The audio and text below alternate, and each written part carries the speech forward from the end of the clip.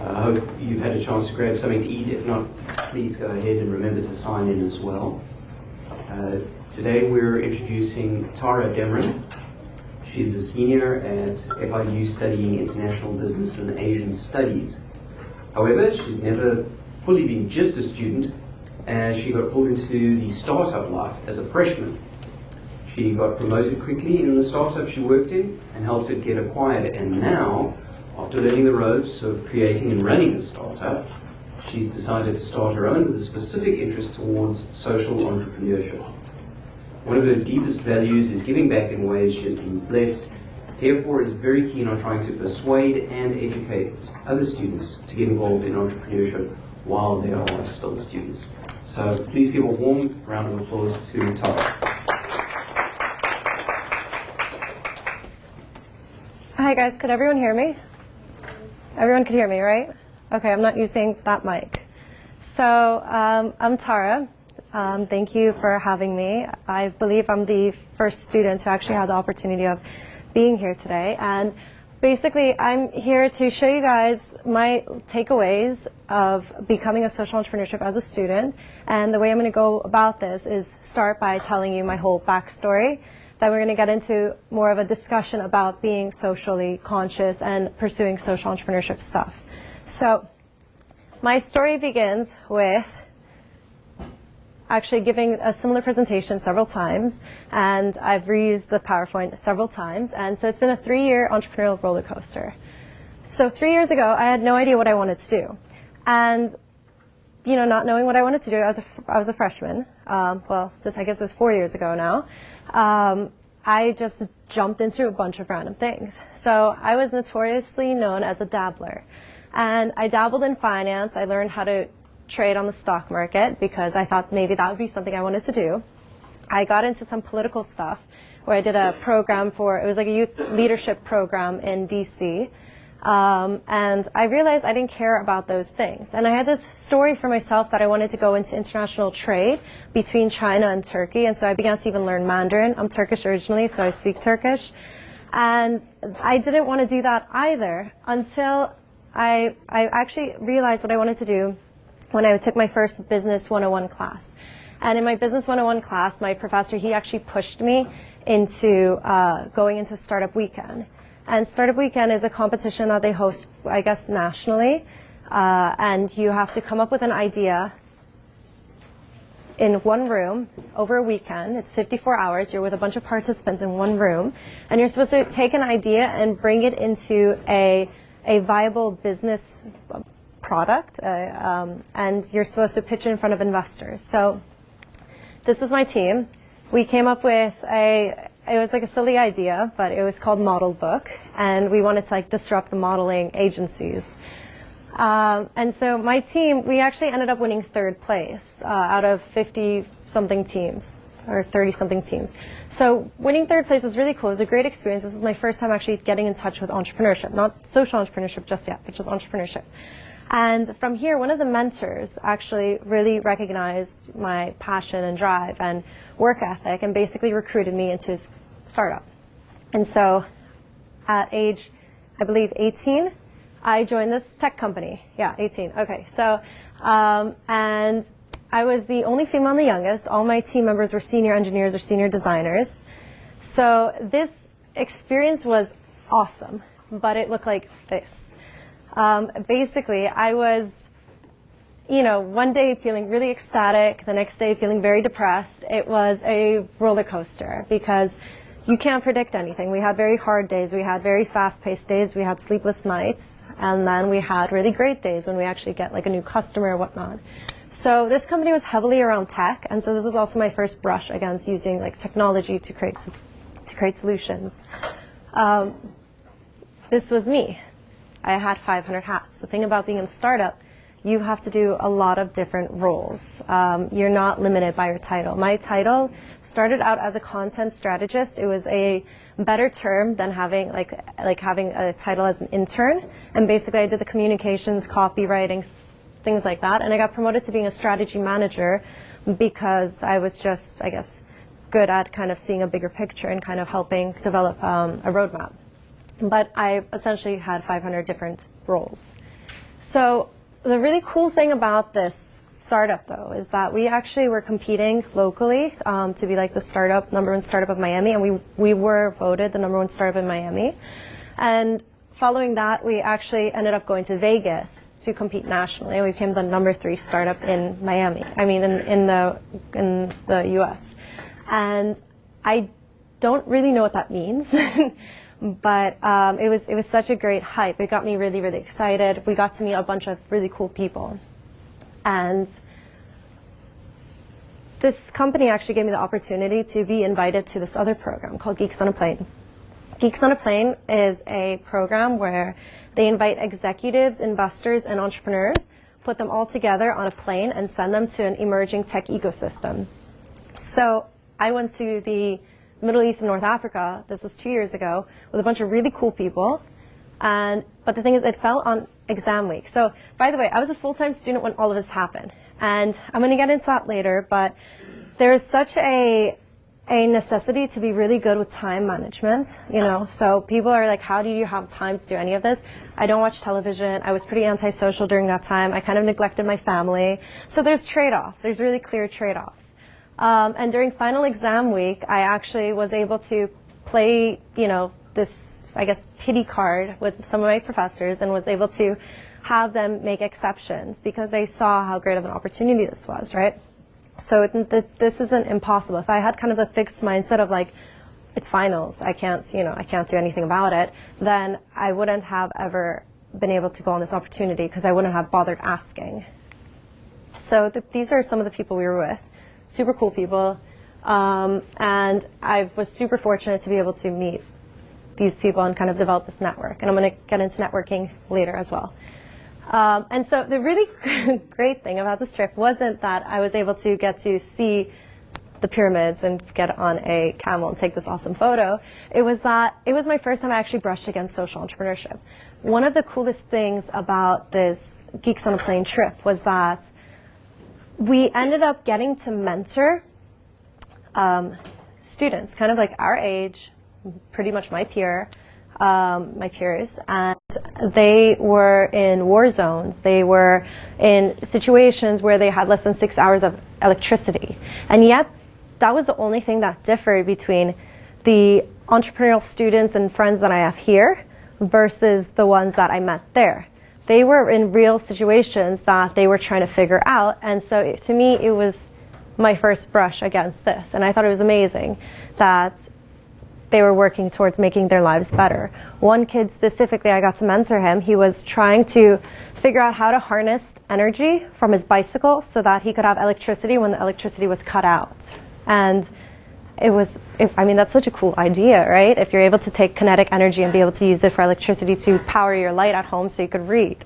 So following this, we got a lot of companies interested in acquiring the company. I was with them for a year, and we were able to help, we were able to see it through acquisition. We were acquired by a Fortune company, and as strategy manager, that was super cool because I was kind of helping with all of those things. And 2 years later, though, okay, so I had the year of experience with this startup, great experience, was able to figure out it with school, with the time management, but 2 years later, I still had no idea what I wanted to do. And this is like this, I don't know, how many of you guys feel at what point being in like an existential crisis of not knowing what you want to do? Okay, cool. So it's cool because it's normal. But, so the best way to overcome this is through exploration. So remember earlier I was a dabbler. I continued to dabble, and I began looking into what are things I could do to explore, to kind of look into, things that I might have overlooked. I never had that fixed mindset of this is the one path I have to take. And so through exploration is super critical, guys, as well. Through exploration, I came across Startup FIU. How many of you guys are familiar with Startup FIU? Okay, so a handful. So Startup FIU is an awesome resource. If you're ever into some sort of if you ever want to pursue entrepreneurship, they have different workshops, they have really awesome events. I really highly suggest getting in touch with them or subscribing to their newsletter so you see the events that they have. They have amazing opportunities. This university is packed with amazing opportunities. It's just that we kind of overlook a lot of them. We kind of are not really aware of a lot of the opportunities. So definitely look at Startup FIU if you're interested in entrepreneurship. So at Startup FIU, I became a fellow, which basically just means that I worked with the director on some special projects. And during this time, I connected really well with this girl, Eliana. She was working at Startup FIU. She doesn't work there anymore. And she's also teaching a class here. But basically, we connected really, really well. And so what we would do, we would always spend a lot of nights just kind of hanging out and just talking about ideas and ideas and ideas. And we're like, okay, so we're great at coming up with ideas. We're both business students. But is there, what could we do? Oh, and when we did these, it wasn't boring. We were hanging out. We were drinking wine. So so we're like, how do we make this into an actual thing? How do we make it into something that's tangible? Because an idea, it's dead, right? They say that the graveyard is the richest place because there's a lot of people who go and die with their ideas. So how do we create it? And we don't have any technical background. We're both into technology. So we're like, let's go to a hackathon. And I found out what a hackathon was like 2 weeks before this actually happened. And do you guys know what a hackathon is? Who doesn't know what a hackathon is? Okay, so great. A hackathon is basically, remember how I mentioned Startup Weekend earlier? So think of Startup Weekend, except now think of it actually building something. So you basically have a weekend to take an idea, create a team, and build a product. It's usually around tech, like technology, hardware, software, actual coding. And at the end of the day, you have like a showcase and you kind of get voted on what you created. So I don't have any technical skills. I didn't know how to code. But we went to this hackathon thinking, let's talk to engineers. Let's kind of figure out, how they think or who we could potentially work with.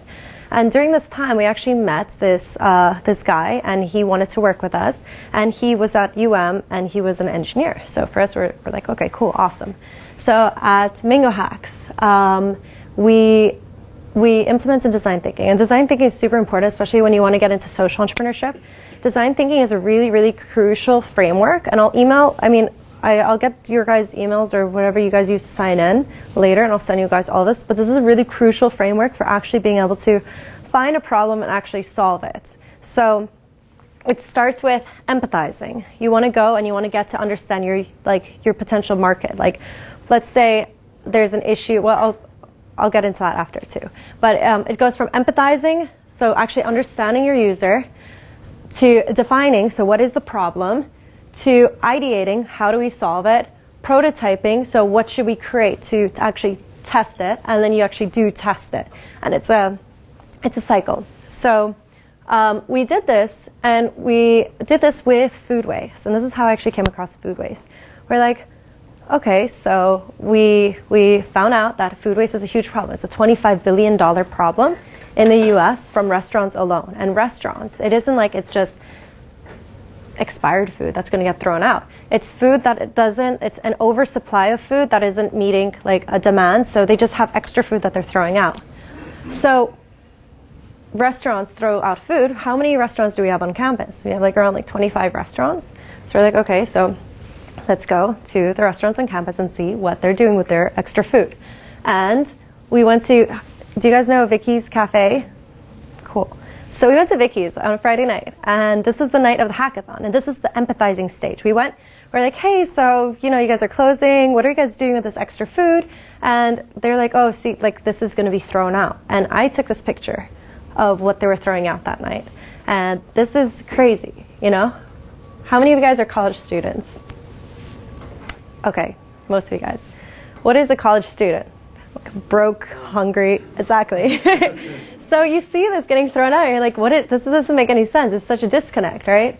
So college students obviously are in need of cheaper dining. Dining on campus is pretty expensive. If you're here 3 days, if you have to have 3 meals a day, it's really expensive.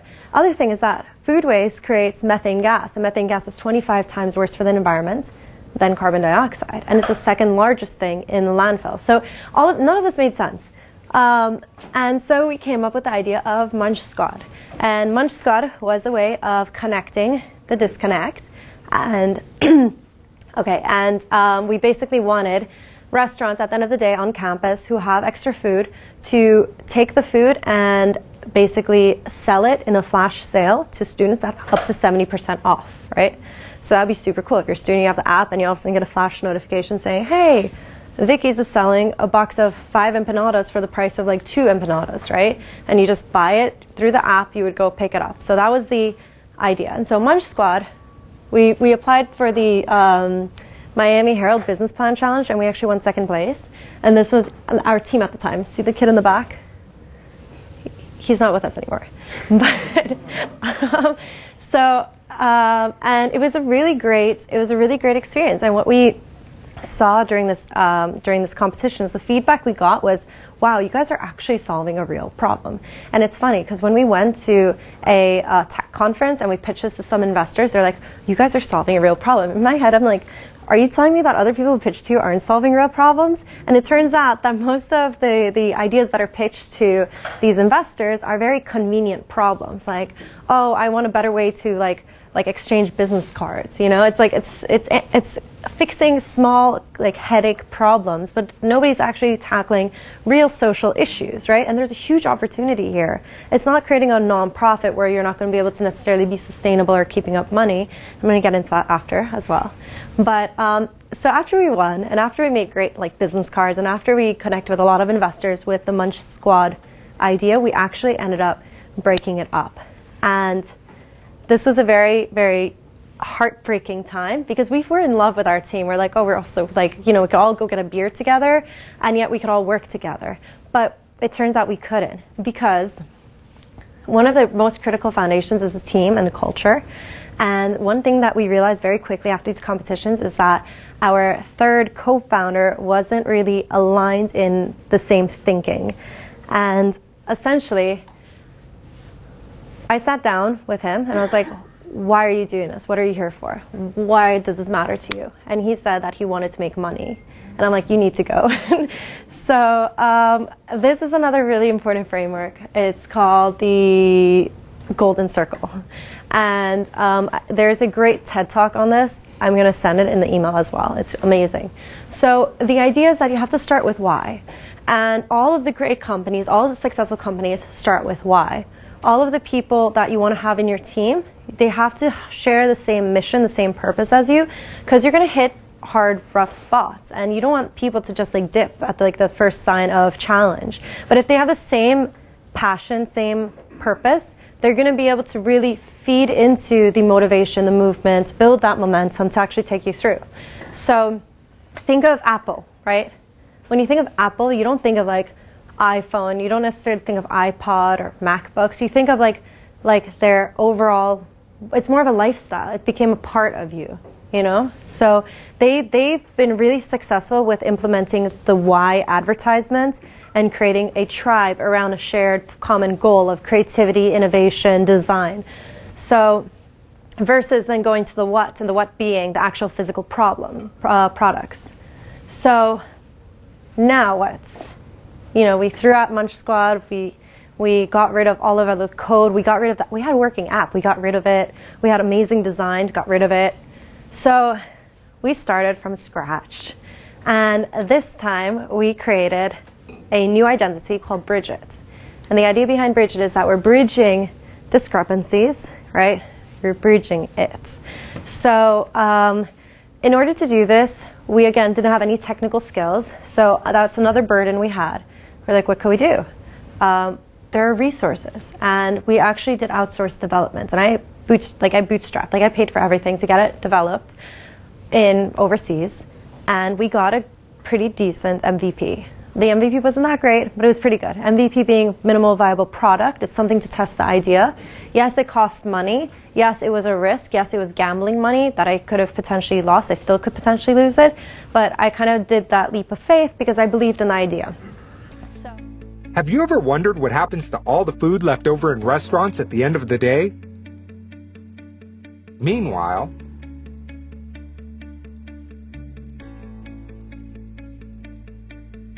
and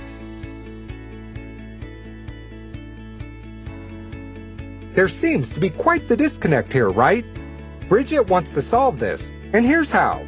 Restaurants can box their excess food and post a number of assorted boxes on the app to sell at a high discount.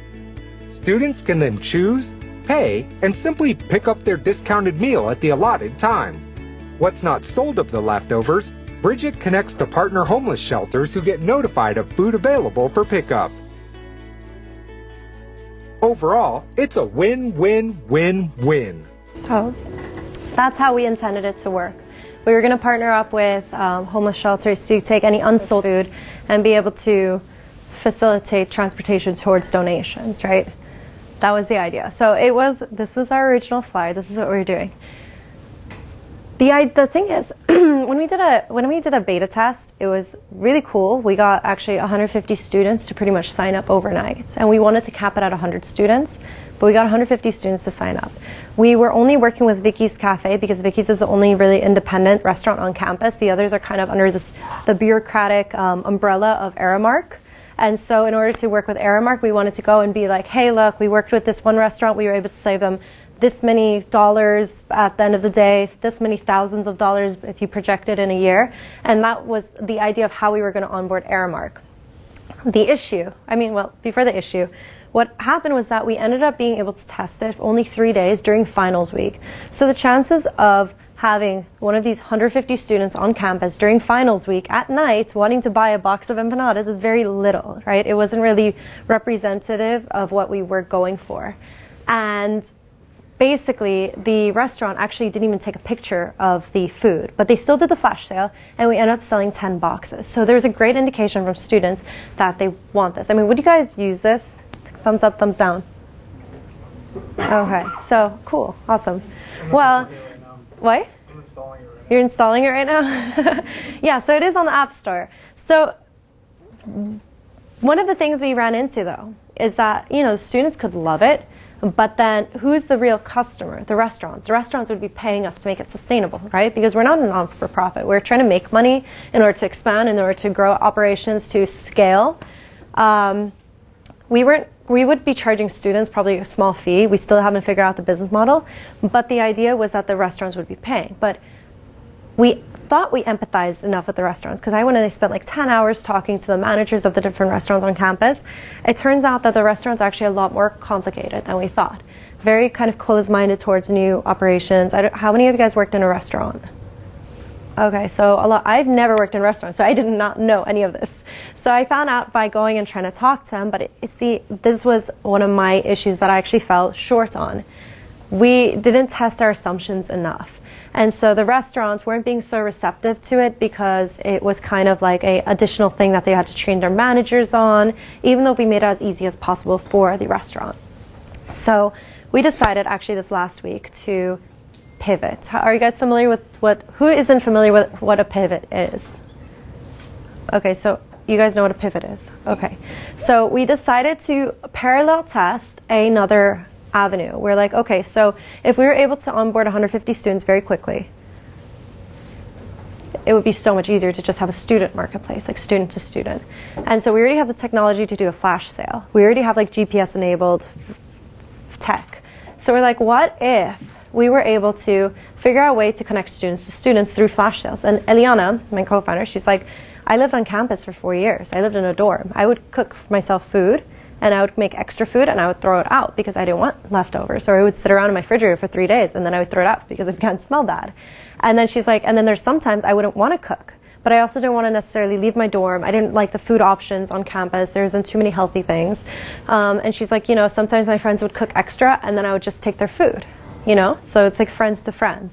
And then we're thinking, what if there was a way of actually creating like a micro community on campus with these dorms and basically connecting students to students doing flash sales? Basically, get a budget meal or earn an extra buck mentality. And this could potentially expand to different uses. This could expand to potentially, I don't know, if you run out of toilet paper on campus or something. So there's a lot of more application towards this. That's a lot less risky to test. It's very easy to test. So what we did was that we wanted to do a very quick test. We created a Facebook group page actually this week. And so we're just testing it on Facebook just to see how it goes, to see if students are kind of receptive. We have a couple people who is actually helping out with that. And the idea of this is that we didn't necessarily have to throw away everything from the first idea. We're still able to test that through the app, but we were able to take a new idea and kind of test the waters with it. So, you don't want to like also hold yourself to one idea. And I presented this yesterday to one of my mentors, and he said this one is actually a lot more promising than the first idea. And that was actually really surprising. So, okay. Essentially, that's the story of Bridgit.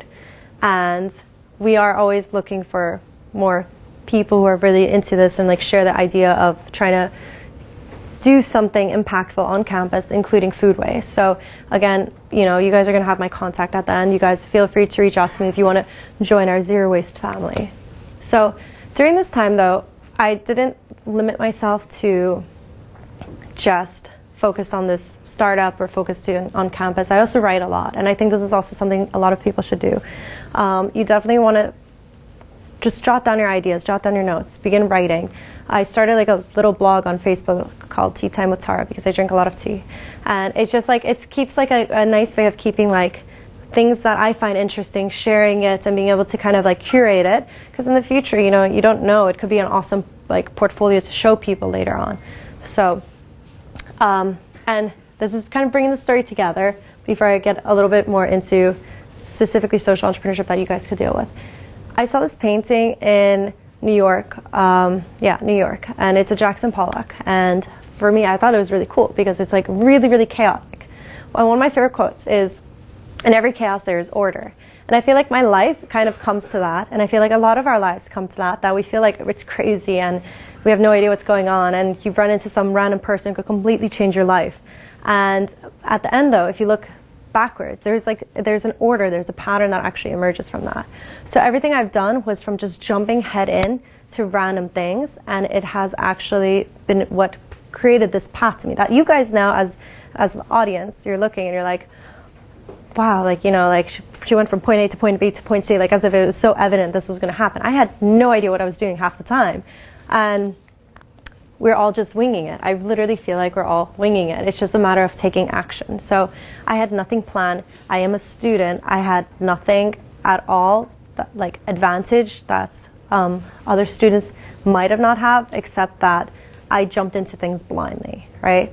So by jumping into things without a plan could potentially open up all these types of opportunities.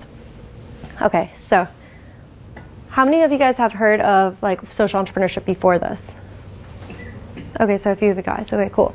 So the difference between social entrepreneurship and entrepreneurship is that they both are fulfilling a need in the market, but social entrepreneurship, with their success metric, they also want to measure how much impact they have towards society, towards the environment, just something positive, a positive impact. How many of you guys are familiar with Todd's? Todd's makes shoes. They sell shoes. They're pretty pricey, right? They're cool, but they donate every shoe that you buy. They donate a shoe to somebody in need. That is social entrepreneurship. They're creating an impact. There's so many companies now doing this. This is becoming the new model for a lot of successful companies, is by doing something to give back in some way.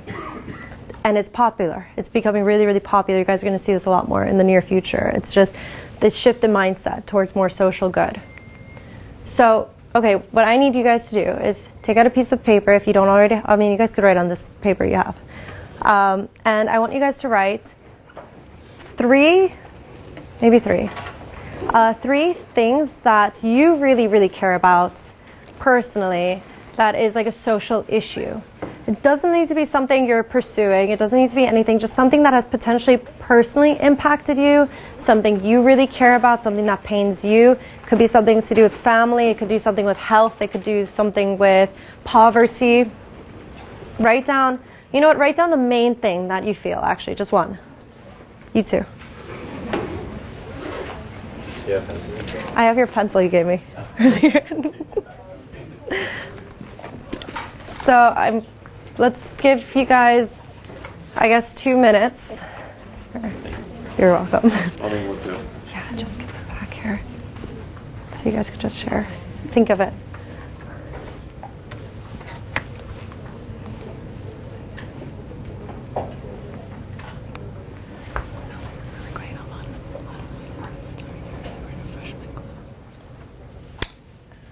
Now we share.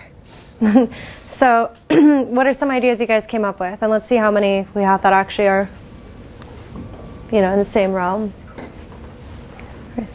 Yeah. Self-improvement, moral imagination, and feeding others, not just financially, but intellectually as well. Okay.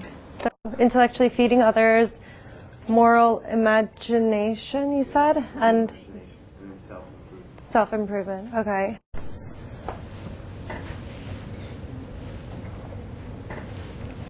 STEM education, access to basic needs, and elderly care. Okay. Cool. You just said pick one, so I'm just going to focus on particularly in more impoverished areas, the accessibility to education that's like combining more ideas, like morally engaging and thrilling for like students. Because I think especially in America there's a systematic problem that we don't respect our educators as much as say a doctor or a lawyer, which I guess you could represent for like Nordic countries. Yeah. So I would say to focus on accessibility. So accessibility to education for impoverished areas. Okay, cool. Can you speak louder? My family, my rating, my education, and to be a nice and kind person. Okay, very cool. A lot of education themes going on. Two more. Go crazy. Share it, guys. Sharing. This is... I'm just going to pick one. Youth counseling services. Youth counseling services. Okay.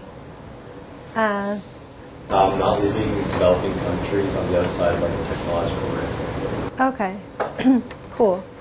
So what here, we're going to pick one and we're going to break it down into design thinking. So pick, I guess, which one? So education for youth, technology for third world countries. I don't know if I said that right, but, or like youth counseling. You guys, which one do you guys want to just focus on for a minute? The technology? Okay, great. So let me go back to all the way back. Where is, here we go. Okay, so here we go. Let's break it down. What is the problem? Or, how would you start with the empathizing? What would be the first thing you would do with this idea or this assumption of this technological division between third world countries and more developed countries? So what would be the first thing you would want to do with empathizing? See why it is a problem. Okay, so you want to see why it is a problem. Okay. How would you do that? What would you do? I guess check the government status and how they rule their country, why they choose to rule it. So that would usually be what most people would kind of think the approach to solving this problem would be. But wouldn't you want to first go and discuss with people who actually might be affected to see what the actual problem is? Because I think of going in with an idea of what the problem is you're already kind of constricting it. Meanwhile, you haven't talked to people who are actually affected by it. So, yeah. Like in Africa and in countries that that are struck by war, people have really good ideas, but they have no way to get. They don't have stability and no opportunity to get giving them a voice, time to say and contribute. Okay, so what would you do in order to really connect with these people? If you had the resources, it would make more sense to go and get a sample group. Go talk to 30 people who are actually affected by this. So you want to go and connect. You want to see their problem, their actual issues. And then following that, would you be able to actually define, as you were saying earlier, define the real problem? Because after talking to 30 people, you might find out that the issue might not be access to, technology per se. Maybe there are resources where they could get technology. Maybe it might be the fuel to get from point A or the transportation to actually get to the technology. So you don't know, these are the assumptions we make, and you don't understand it unless you go and actually empathize with the users.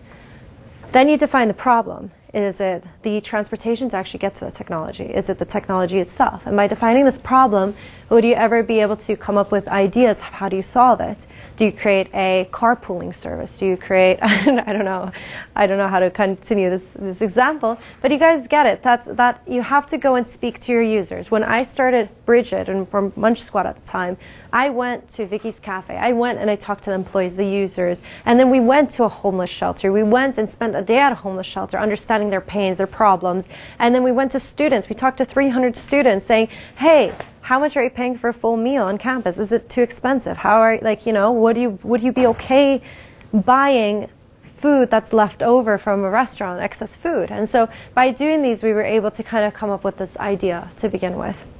So one other example. In some country, you probably know better than me because I think you've heard this example before. There is an idea of there's like a competition of trying to come up with trying to solve an issue with incubators. It was this country that had a high death rate of babies. What? Nepal. In Nepal, and they had like a high death rate of newborns, and basically, you know, the school is like, hey, let's try to figure out how to solve this and create an incubator.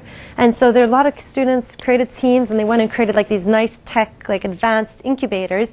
And then this one group of kids, I think it was an MIT study, right? So this one group of kids is like, hey, you know what? Let's actually go there and see what's up.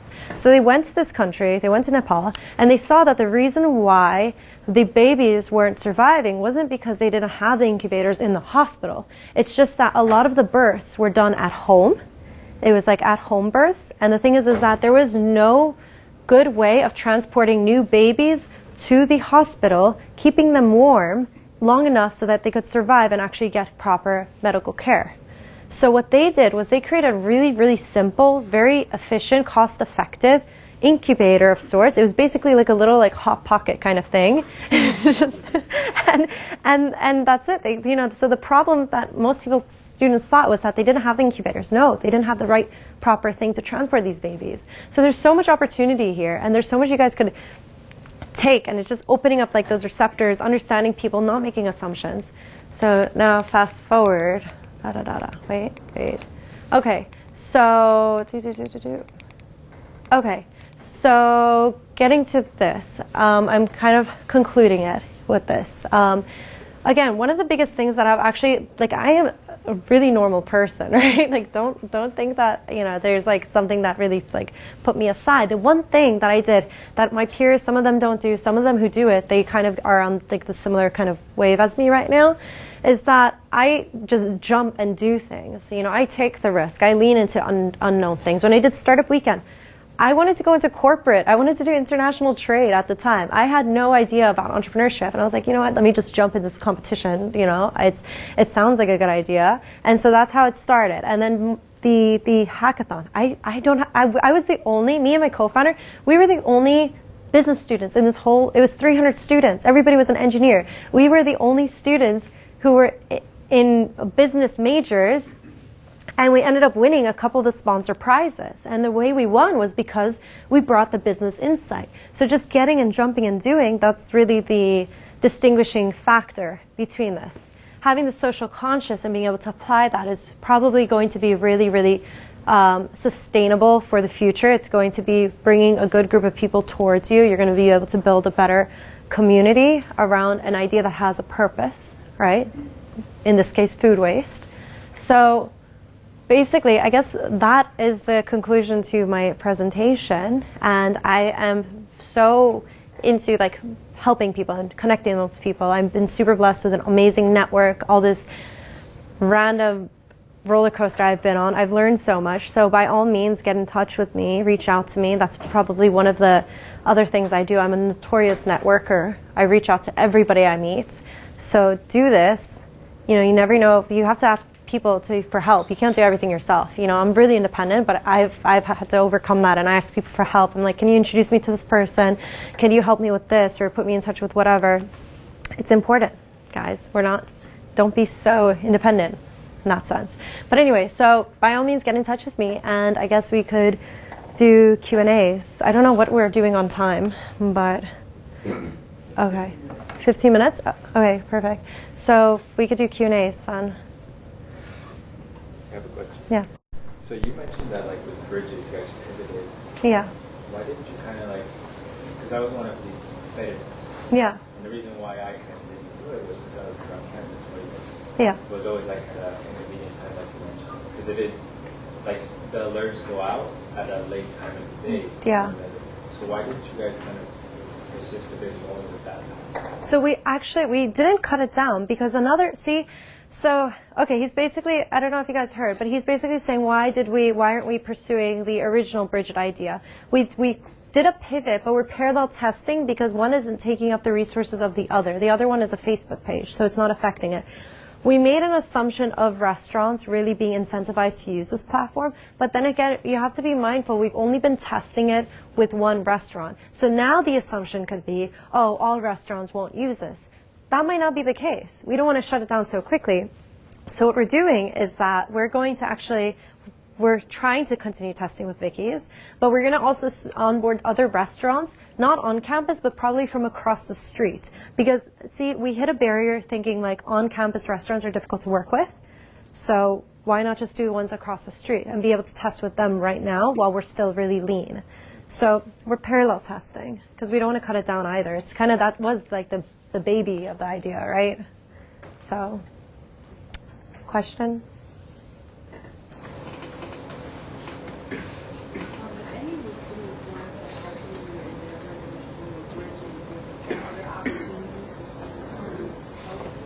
So so she's asking if there's opportunities to get involved and basically help and with these endeavors, things working. We're always looking for really cool people. I mean, we can't pay you, I'm not getting paid, but there are definitely opportunities. We want to build a tribe of people who are sharing the same motivation and care for the same things because that's really important, finding like these like diamonds in the rough of people and building, again, it goes back to the team culture slide. If you find those key people, you want to like I personally want to still keep you guys in the loop if you care to get involved because we don't know, maybe when we get investor funding in a few months, if that's what we decide to do, and then all of a sudden we have to expand the team by hiring 3 people or bringing on 5 team members or whatever it may be, it's like you want that good pool of people who are there since the beginning who care. So, I think you had a question, somebody. Oh. Because I agree with you. I think it could be very successful. I think maybe the one thing you haven't expanded as much on is advertising and marketing, like your incubation process. Like, yeah, like we're an idea, we're incubating this, we're seeing how successful it could be. Even a thing like a huge poster in front of bitches, it's like, are you interested in getting 70% off discount? Yeah. Something like that. And just like you said, having student volunteers, people volunteer, like your students who volunteer, like, yeah. I would do this hands down. Yeah, like having. If you gave me a T-shirt that said "Stand out in front of Vicky's" and like get people to sign up, I'd do it. Thank you. Yeah. That'd be awesome. When we were doing the beta test, though, we wanted to limit to 100 students. So we didn't, if something like horrible went wrong, right? We didn't want to like contaminate our whole entire pool of potential marketplace. So that's why when you do a beta test, you keep it on the low. And you like test it, and you get like good feedback. You keep it a very small group. But when we do an actual launch, we would do like it will be in your face kind of thing. And the student ambassadors would be very helpful for that. Actually, you had a question? Yeah, evet. Evet.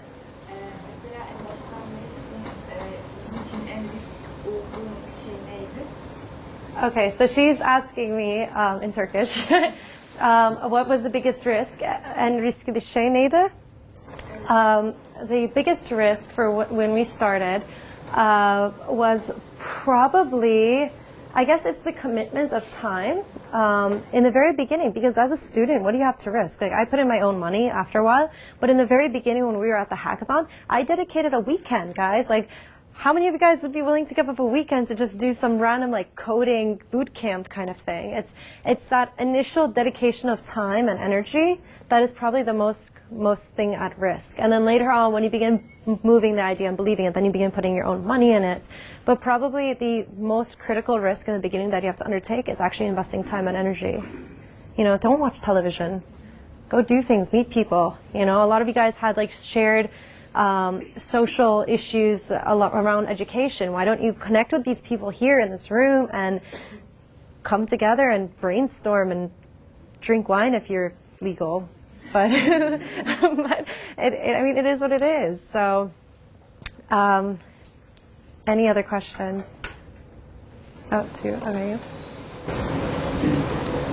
You talked about the social entrepreneurship part involving profit as well. Yes. I didn't hear if you made progress on. You had the original idea for charging the restaurants and that didn't work out. Are you making progress on the profitability part? And more broadly speaking, does it matter where in this process of coming up with the social venture the profit part comes in? Like, is there a risk if you don't have that into the beginning that you might not ever figure that part out and it becomes about?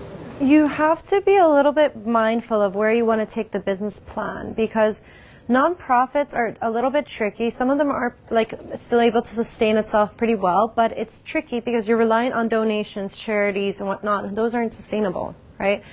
In our case, we kind of had an idea of the model because a lot of these models exist, like the Airbnb model, the Uber model, you know, you guys hear the Tinder model. It's always the same kind of idea.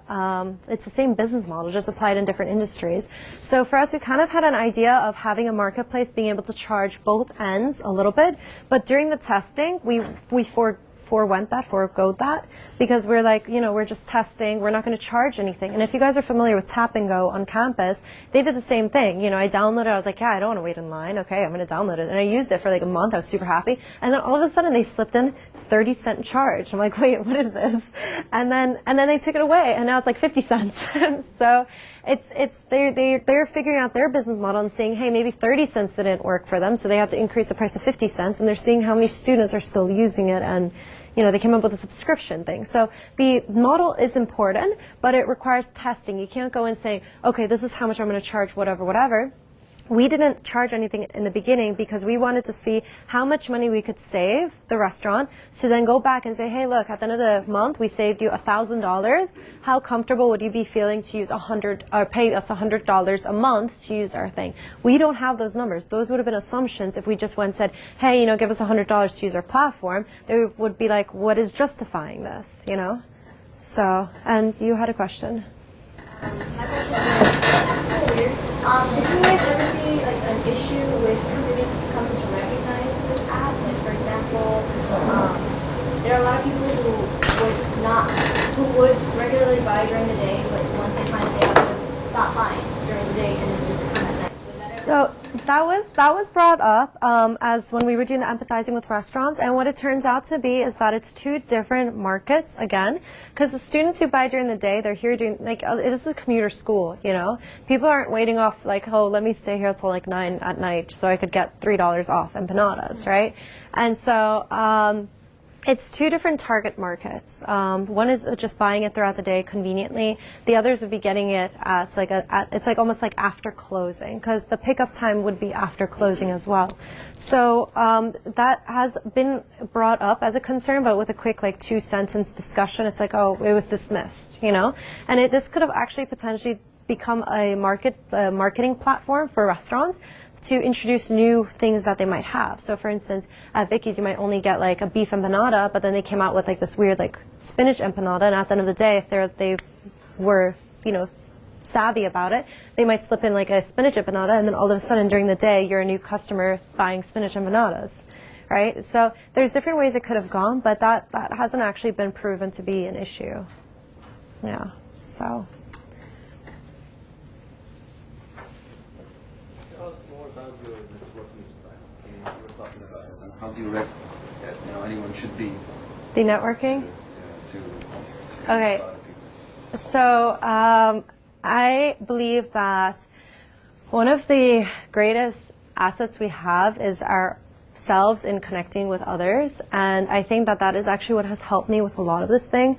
Initially, when I started at Startup Weekend, the reason why I was basically recruited into this first startup as like the youngest female whatever was because I went and I connected with everybody. I wrote a LinkedIn post thanking everybody at the actual Startup Weekend, and I reached out, added them on LinkedIn. You guys, how many of you guys have a LinkedIn that's like good and like good quality? Oh, you're like no. So it's so important because one of the major benefits we have out of FIU, and it's kind of like a double-edged sword, you know, we might see it as not so great. One of the cool things about the people who come to FIU is that it's not like you're graduating from Harvard and where straight out of, before you even graduate, you're getting job offers. Oh, you're Harvard grad, you know, let me just hire you. People at FIU, you could graduate and you could still be that person 3 years later working at Chipotle. Or you could graduate and you could be the person who's like working at the state capitol, which I've met a lot of FIU grads at the state capitol. It's really what you make out of it, because you're not gonna, we're not getting job offers because we have an FIU diploma. But the people who come out of FIU have a different type of hunger that my friends at Harvard don't have. And I think that's super cool. And if you just tap into the whole networking aspect and reach out to people and really connect with them personally, build that network now, start building it, I think it's really critical, and that's what's really going to set you apart from your average Ivy League elitist, you know? So I think that kind of answered. It's just really critical, guys. Network with everybody. No? Okay. Any other questions? Oh. You mentioned, I mean, just now you mentioned your FIU degree and like how it's not quite the same as an Ivy League degree. And then earlier you mentioned going on a trip during finals.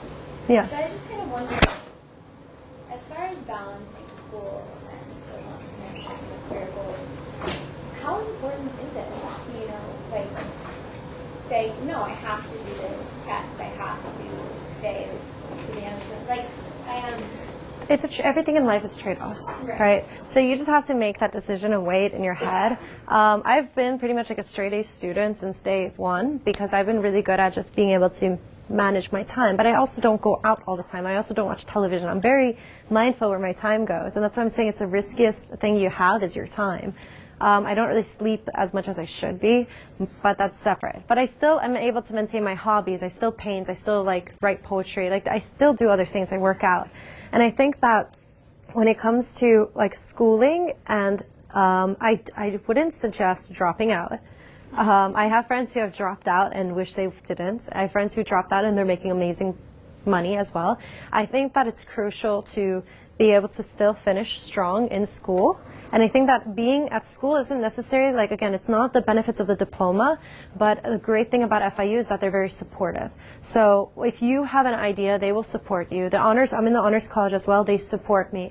Like, they are there to elevate anybody who approaches them and asks to be elevated. And that's what goes back to the networking that Riza was saying, was that it's super important to be mindful that you have amazing resources at the tip of your fingertips, right? And it's there, you just have to grab it. And FIU honestly will help like elevate you if you have an idea. There's a lot of competitions on campus. One of the things is the lack of knowledge of like what's going on. So look into it, make connections at different offices and get on the email lists and actually open the emails. And you know, these are all things that could help you, and you could meet really cool people. You know, you might not necessarily have a startup to pursue. And by the way, you know, yes, I'm entrepreneurial. Yes, this is about me creating a startup, but there's so much opportunities in working at startups, and there's so much, you don't have to be the founder. You know, some people just don't want to take that responsibility, right? But it's a lot of responsibility, but there are so many things you could learn from working at a startup. There's so many things you could learn by reading things on startup books that you could actually apply to your corporate job. There are so many things that having the entrepreneurial mindset will make you 20,000 times more competitive in the workplace under a corporate job. So this presentation isn't me saying, go be an entrepreneur, right? Like 90-something% of entrepreneurs fail. Right? It's saying don't close yourself off from that path, and you should just be receptive to learning about the best takeaways from entrepreneurs, learning about startups, learning about trade-offs and risks and rewards.